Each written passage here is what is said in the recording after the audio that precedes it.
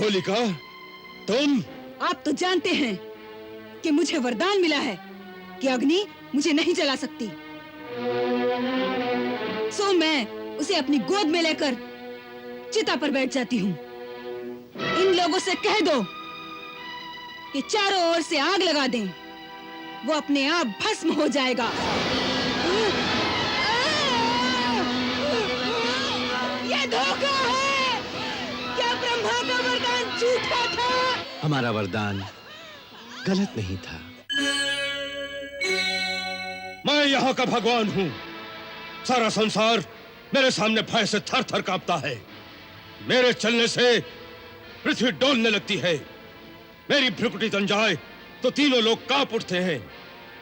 नाग, यक्ष, गंधर्व, देवता सभी मेरे नाम की माला जपते हैं।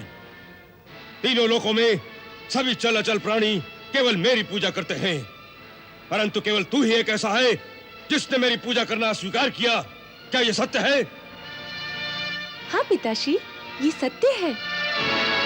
क्यों? क्योंकि संसारी भक्ति के कारण नहीं, भय के मारे आपकी पूजा करके आपके अहंकार को बढ़ा रहा है, आपको कुमार्ग पर चला रहा है। परंतु मैं आपका पुत्र होकर आपको इस कुमार्ग से हटाकर सन्मार्ग पर लाना अपना कर्तव्य समझता हूँ। इसलिए मैं आपकी पूजा नहीं करता। तो किसकी पूजा करता है तू? पिताश्री, तीनों लोकों में पूजा के योग्य तो एक ही है, अच्युत, अविनाशी, परमेश्वर श्री विष्णु भगवान। मैं उन्हीं की पूजा करता हूँ। जिस प्रकार उनके लिए विश्व के सभी प्राणी उनके बालक हैं, उसी प्रकार आप भी उनके बालक हैं।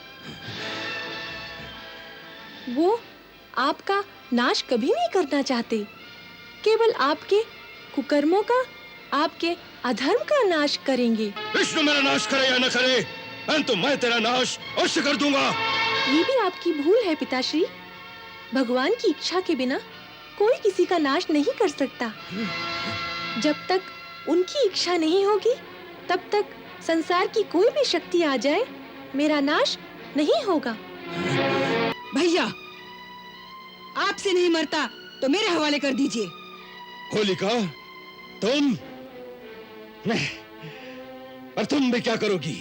आप तो जानते हैं कि मुझे वरदान मिला है कि अग्नि मुझे नहीं जला सकती। सो मैं उसे अपनी गोद में लेकर चिता पर बैठ जाती हूँ। इन लोगों से कह दो कि चारों ओर से आग लगा दें, वो अपने आप भस्म हो जाएगा।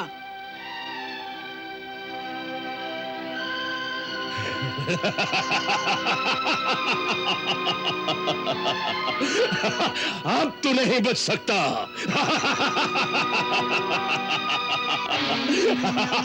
भगवते वासुदेवाय। ओम नमो भगवते वासुदेवाय। ओम नमो भगवते वासुदेवाय।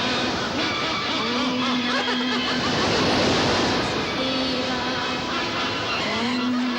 भगवते